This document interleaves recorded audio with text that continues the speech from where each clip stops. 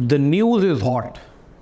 Constitution circles के अंदर एक अमेंडमेंट सर्कुलेट की जा रही है जिसके बारे में बहुत सारे पॉलिटिशियंस को बहुत ज़्यादा खदशात हैं और मुख्तलिफ पार्टीज़ के लोग इस अमेंडमेंट के ऊपर बात कर रहे हैं कि वो कौन से ऐसे पॉइंट्स हैं जो अभी तक क्लियरली तकरीबन तमाम पॉलिटिशियंस को रिसीव नहीं हुए।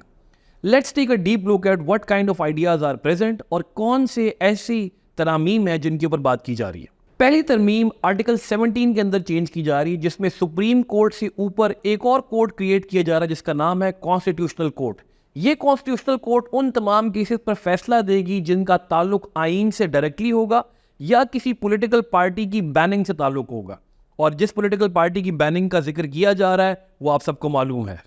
नंबर 2,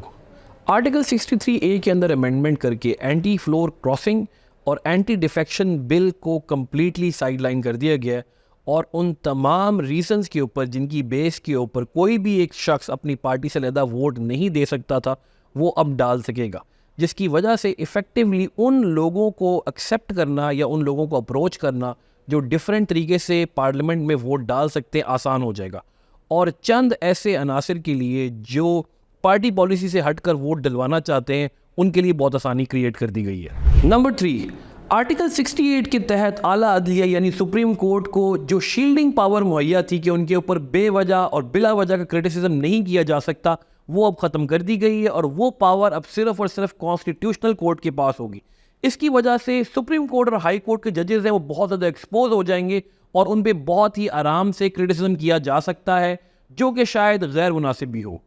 नंबर 4,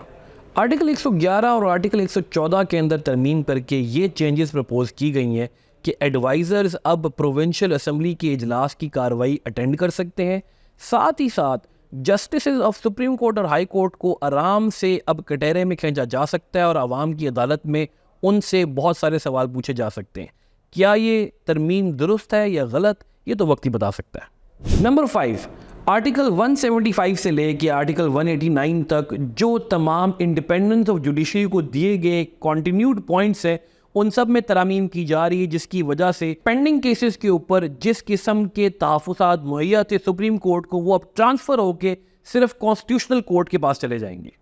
नंबर 6, कुछ ऐसी अमेंडमेंट्स ही प्रपोज की गई जिसके ज़रिए सुप्रीम कोर्ट के जजेस की तकर्री, जजेस के ट्रांसफ़र और कॉन्स्टिट्यूशनल कोर्ट के पावर के दायरे कार को वसी करने की कोशिश की गई है। Number 7, perhaps one of the most important amendment जिसके बारे में आर्टिकल 178A के तहत सुप्रीम कोर्ट के चीफ जस्टिस और जस्टिस की रिटायरमेंट एज को बढ़ाकर 68 कर दिया जाएगा। इस सिलसिले में मौजूदा चीफ जस्टिस को एक बहुत बड़ी रिलैक्सेशन मिल जाएगी कि उनका टेन्योर 2 से 3 साल मजीद एक्सटेंड किया जा सकता है और बहुत सारे सियासी हलकों का कहना है कि ये जस्टिस काजी फाइज ईसा को स्पॉन्सर और सपोर्ट करने के लिए पर्टिकुलर चेंज की जा रही है। नंबर 8, आर्टिकल 184(3) जिसके तहत जुडिशल रिव्यू की पावर सुप्रीम कोर्ट के पास स्पेसिफाई की गई थी वो पावर सुप्रीम कोर्ट से लेकर कॉन्स्टिट्यूशनल कोर्ट को ट्रांसफ़र कर दी गई है। कॉन्स्टिट्यूशनल कोर्ट वो कोर्ट है जो नॉमिनेट किया जाएगा from the president and prime minister of Pakistan. So effectively जो पार्लियामेंट्री ओवर रीच है उसको कंट्रोल करने का जो जुडिशल आर्म है उसको भी काट दिया गया है और कॉन्स्टिट्यूशनल कोर्ट जो कि नॉमिनेट किया जाएगा एग्जीक्यूटिव की तरफ से वही अब इसकी कार्रवाई को देखेगा। नंबर 9,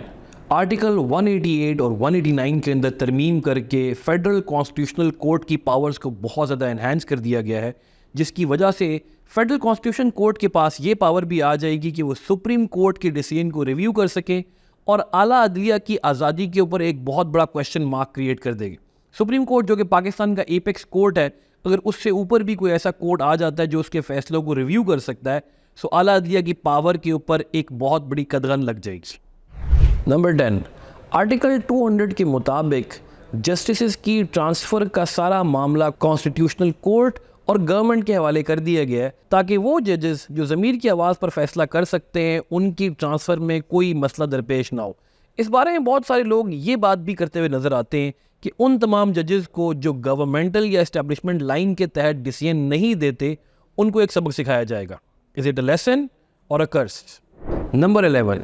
आर्टिकल 209 के अंदर चेंजेस करके सुप्रीम जुडिशल काउंसिल की पूरी तरतीब को बदल दिया गया है और अब उसमें 2 जस्टिसेस फेडरल कॉन्स्टिट्यूशनल कोर्ट में से आएंगे और एक जस्टिस सुप्रीम कोर्ट में से आएगा। इफेक्टिवली अब ज़्यादा पावर कॉन्स्टिट्यूशनल कोर्ट के पास चली गई है, जिसके बारे में हमें अभी तक यही मालूम हो सका है कि उसके अंदर जजेस की अपॉइंटमेंट प्रेसिडेंट की जानिब से की जाएगी। नंबर 12, आर्टिकल 215 के तहत चीफ इलेक्शन कमीशन का दौरानिया बढ़ाने की पावर भी दी गई है या उसको दोबारा रीअपॉइंट भी किया जा सकता है। स्पेशली वो चीफ इलेक्शन कमिश्नर्स जिनको नवाजने का एक तरीका डेवलप किया जाएगा, पेट्रोनेज कल्चर, वहाँ पर क्वेश्चन मार्क उठता है कि क्या वाकई गवर्नमेंट और जुडिशरी बाइसनेस का मुजाहरा तो नहीं कर रही किसी ऐसे चीफ इलेक्शन कमिश्नर के हक में जिसने आपकी मर्जी का फैसला दिया है। नंबर 13, आर्टिकल 239 में अमेंडमेंट करके कॉन्स्टिट्यूशनल कोर्ट्स की पावर इस हद तक इन्हांस कर दी गई कि अगर कोई कॉन्स्टिट्यूशनल अमेंडमेंट भी चैलेंज हुई हुई है और उसके ऊपर भी डिसीजन लेने की ज़रूरत है तो वो भी कॉन्स्टिट्यूशनल कोर्ट सेट असाइड कर सकती है, चाहे कोई नई गवर्नमेंट आ भी जाए वो उस पर अमल दरामद नहीं कर सकती। 14,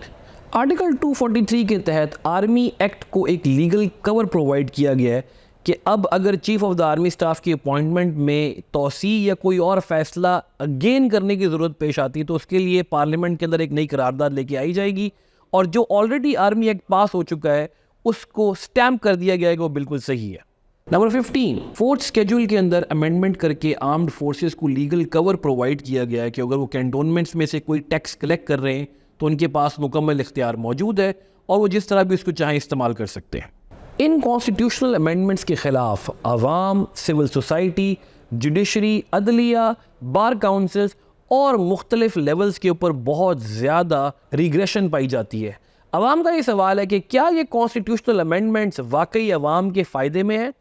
क्या ये कॉन्स्टिट्यूशनल अमेंडमेंट्स आवाम के आर्टिकल 8 से 28 तक प्रोवाइड किए गए तमाम राइट्स के मुताबिक है? और अगर ये कॉन्स्टिट्यूशनल अमेंडमेंट्स इतनी ही ज़रूरी हैं तो क्या इसकी टाइमिंग ये मुनासिब है? और अगर टाइमिंग मुनासिब भी है तो क्या वजह है कि अभी तक इसकी कॉपीज़ कॉमनली सर्कुलेट नहीं की गई? ना आवाम को इसके बारे में कोई ख़ास इन्फॉर्मेशन है, ना सिविल सोसाइटी को है। हमारे पास भी जो मुसवदा है वो चंद एक पॉलिटिशियंस के पास से हाथ लगा है जो आजकल सोशल मीडिया के ऊपर फैला हुआ है, and that creates a lot of problem. और इस प्रॉब्लम में सबसे आखिरी सवाल ये उठता है कि अगर ये कॉन्स्टिट्यूशनल अमेंडमेंट पास हो जाती है और पाकिस्तान में एक नई आईनी तरमीम आ जाती हैं तो क्या ये आईनी तरमीम अवाम के तमाम मसाइल को हल करने की अहलियत रखती है या फिर वो मसाइल मज़ीद बढ़ जाएंगे?